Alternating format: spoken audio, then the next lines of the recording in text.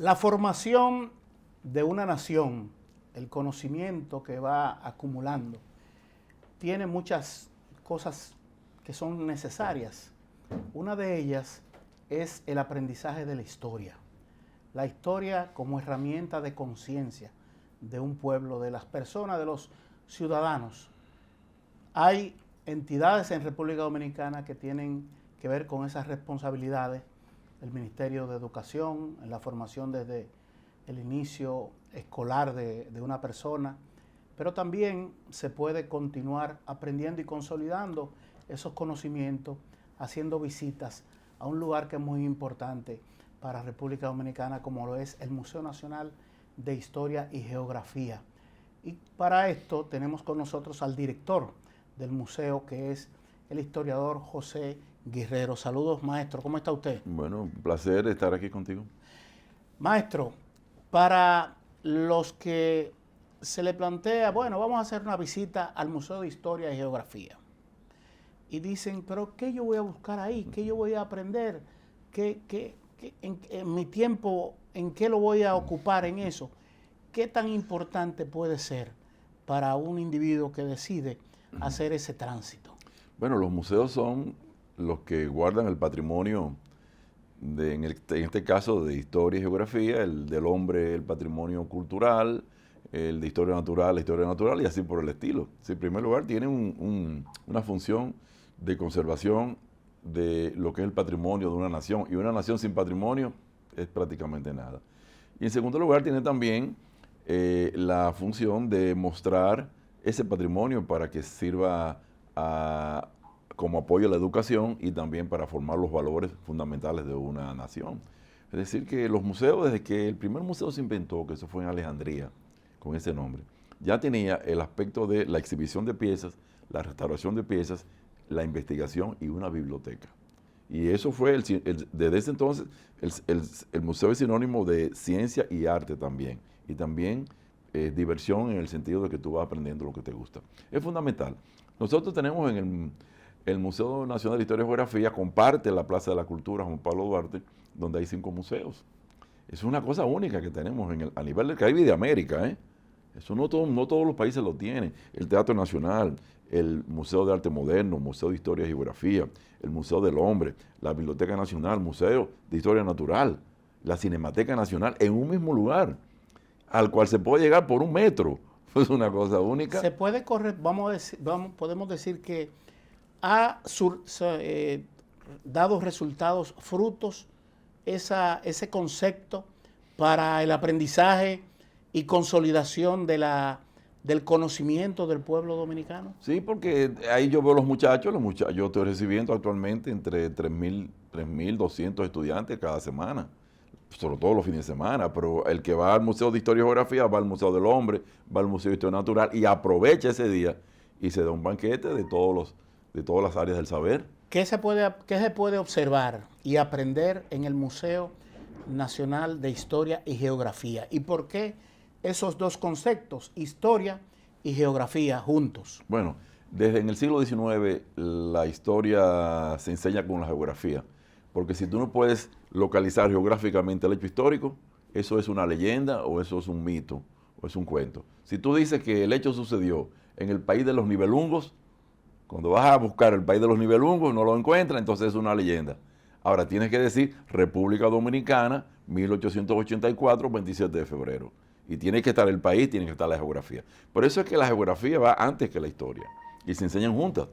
De todas maneras, esto fue aquí tiene que ver mucho con las concepciones del siglo XIX, pero también con el maestro Eugenio María de Hostos, que fue el pionero en enseñar la historia de la geografía dominicana al mismo tiempo, en su escuela normal a partir del 1884. Pero es fundamental porque los hechos no se dan en el aire, los hechos se dan en la geografía. Yo digo que la geografía se vive, la historia hay que pensarla. Fíjate que la historia hay que estudiarla. Los acontecimientos del 27 de febrero, la independencia efímera, la restauración, pero tú naces y vives en una geografía. Es decir, el campesino dominicano es un geógrafo por excelencia, porque es el que te lleva a los lugares. Dice, mire, allá hay una montaña, después hay un valle, después hay un río. Y ahí encontramos, él es un geógrafo, porque la vida lo lleva a eso. Gran parte, inclusive, la geografía es fundamental en la historia dominicana. La restauración dominicana en contra de los españoles no la ganamos sin la geografía. Simplemente, si no tenemos esa geografía, si no tenemos esa gente, esos monteros, ese campesino adecuado a esa geografía, no le ganamos a los españoles. Hay un término que está muy en boga y es geopolítica. Sí. Y tiene que ver de la forma y comprensión y cómo se utilice determinados territorios para los estados y para los individuos. Cómo entonces República Dominicana ha llegado a comprender de su importancia por el lugar donde está ubicada geográficamente y culturalmente, cómo ha sido compuesta. Fundamental, nosotros somos de los pocos países en el mundo que comparte una isla de porte medio con otro estado y una nación diferente. Y con una característica de ellos totalmente distintos culturalmente. No lo vas a encontrar, no lo vas a encontrar. Entonces estamos en el archipiélago del Caribe, donde todas las potencias coloniales tuvieron o tuvieron un territorio determinado. Es decir, teatro de muchas guerras. Caribe, la frontera imperial, le llamó Bosch a un famoso libro. De Cristóbal Colón a Fidel Castro, el Caribe frontera imperial. Por aquí comenzó, los españoles llegaron por aquí entró la colonización y sobre todo por la isla de nuestra, que la Isabela, la primera villa, la Santo Domingo, la primera ciudad. La primera misa en la Isabela, Puerto Plata. La primera universidad. Y de aquí salieron los conquistadores a completar la obra conquistadora en América. Es decir, la geografía es fundamental todavía. Mi compañera de programa, Elimar García, tiene una pregunta para usted. Vamos a ver, Elimar. Qué honor tenerle en Influyentes con Yomari García. Y mi duda va correspondiente a que usted sabe que siempre hay la queja de que las personas cada día más están menos interesadas en todo lo que es historia. Usted como director del Museo Nacional de Historia y Geografía, ¿qué planes tienen para inculcar aún más ese hábito? Porque también es una labor de todas las entidades correspondientes de ser innovadores, de ser creativos para motivar a que vayan y visiten todas las instalaciones que tenemos disponibles en el país, no solo de su museo, sino demás instituciones dedicadas a lo mismo. Me gusta mucho tu pregunta. Nosotros tenemos allá destinado un área para niños y otra área para adolescentes. Y estamos haciendo los contactos con el Ministerio de Educación para tener un contacto, un mediador, que antes de llevarnos los estudiantes al museo, ya haga un trabajo previo. Y después, durante el museo, hacemos el trabajo y después, posteriormente. No, es fundamental la tecnología de ahora, la informática, las imágenes en movimiento, los videos, la inmersión es fundamental para los museos. Ahora los museos, fíjate, antes eran fundamentalmente de piezas, ahora son fundamentalmente de imágenes. Y eso por un sentido de que no todas las piezas se pueden mostrar, hay que tener cierto cuidado, hay que tener ciertos controles medioambientales que no siempre se tienen. Sin embargo, las imágenes se pueden llevar al mundo entero. Si tú quieres ir al Louvre, desde aquí, tú entras a la portada del Louvre y vamos a hacer un recorrido por el Louvre entero. Como si estuviésemos ahí. Como si estuviéramos ahí. Claro, yo creo que es como la educación, yo creo que la presencia del profesor ante el alumno es fundamental. Yo creo que eso nunca debe de desaparecer, porque hay algo entre dos personas que se comunican. Ya cuando tú pones el video como intermedio, hay algo que se pierde, pero hay también muchas cosas que se ganan. No, yo creo que fundamentalmente nosotros los profesores de historia, desgraciadamente, tenemos culpa de que los niños y los adolescentes no se interesen por la historia. Se le enseñamos de una manera muy, muy opresiva, muy aburrida. Y imagínate tú, para pasarlo o quemarlo. Imagínate tú, pasarlo o quemarlo sobre Juan Pablo Duarte. El recurso lúdico, el uso del juego para la enseñanza. La historia ha adolecido de... Sí, claro que sí. El hecho de que los mantengamos en cuatro paredes allí, esos muchachos. A mí me gusta en la universidad llevarlos a la ciudad colonial, a donde puedo. Doña Vilma Benzo de Ferrer, que era una anterior directora de este Museo Nacional de Historia y Geografía, que es un programa que yo voy a seguir inmediatamente tenga los recursos, es hacer excursiones a la geografía histórica dominicana. Es decir, ahora, 27 de febrero, bueno, vámonos a la Puerta de la Misericordia y vámonos también a la Puerta del Conde. Vámonos donde mataron a Trujillo. Exactamente, vámonos. Para que vean cómo fue. Y hasta, no sé, aquí no se usa mucho eso de recrear con unos actores el momento del trabucazo, la Puerta de la Misericordia, el momento en que se produce el ajusticiamiento de Rafael Leónidas Trujillo en la avenida 30 de Mayo. Esas cosas. Son fundamentales porque de todas maneras, la historia, lo que el historiador recoge, es una mínima parte de lo que sucedió. Claro. O sea, por ejemplo, esa noche del 27, Mella dijo una frase, pero no aparece en la historia. ¿Qué tú crees que Mella como dominicano dijo? Echó San Antonio. Porque somos dominicanos. Somos dominicanos. Aquí, fuera. Entonces, eso no lo recogemos. Entonces tú le matamos la parte viva a la historia. Sí, la inflexión. Como sucedió. El sabor, el color. Los periodistas decimos, cuando hacemos una crónica sobre ambiente, es parte del color. El Museo Nacional de Historia y Geografía, yo lo veo como un eje transversal a muchas cosas. Educación, turismo, porque hay turistas que dicen, yo quiero ver ese museo porque me interesan esos temas, pero también tiene que ver hasta con la seguridad nacional. Sí.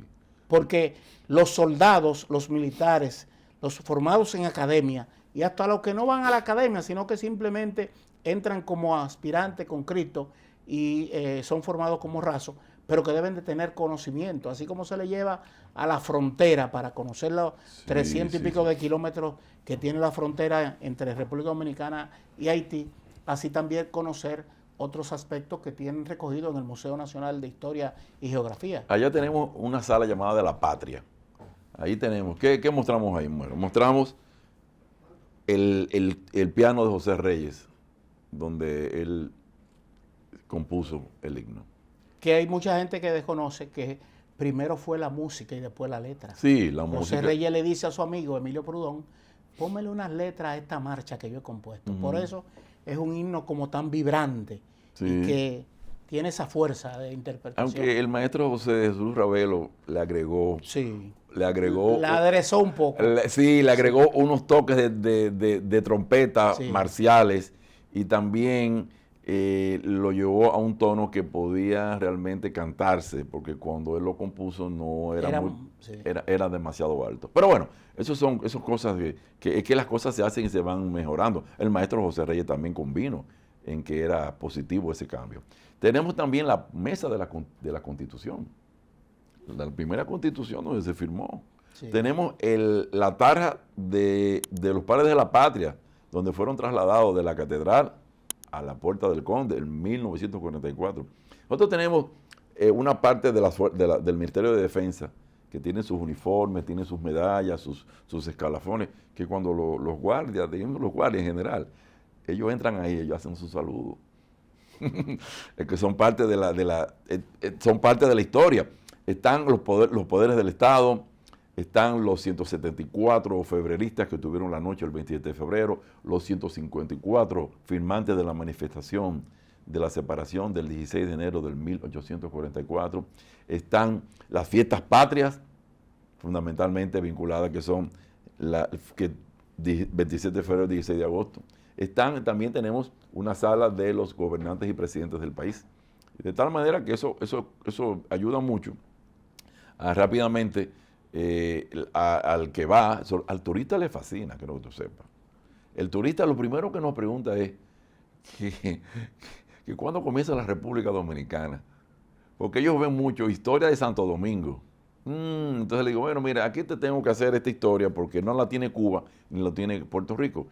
La historia de Puerto Rico comienza con los aborígenes o con los españoles. No, la historia de la República Dominicana comienza con la historia de Santo Domingo. Fíjate ya el cambio que hay ahí. Hay un cambio interesante. Y no solamente, sino también tuvimos 3 independencias. La llamada efímera, 1821, 27 de febrero y finalmente la restauración. Y también tenemos 3 padres de la patria, que eso tú no lo vas a encontrar en ninguna parte del mundo. Y no hay una madre ahí dentro. Bueno, realmente... ¿Qué machismo? Lo que pasa es que el concepto padre de la patria viene de Roma. Sí. Los padres de la patria eran los emperadores. Sí. Y es eminentemente machista. Pero Ya lo decía, ¿sabes quién decía eso? Plutarco decía, hay que buscar una matria. Eso que tú estás diciendo. Sí, claro. Plutarco decía, hay que buscar una matria. Es así. Porque las que paren son las madres, Y no el los padres. El sacrificio. Lo que pasa es que imagínense, Sí. hasta el concepto de Dios. ¿Y por qué no diosa? Y qué tema. Bueno, las primeras deidades eran femeninas. Lo que pasa es Eran que femeninas. Luego, claro, una cultura indoeuropea, ese concepto es masculino. sí.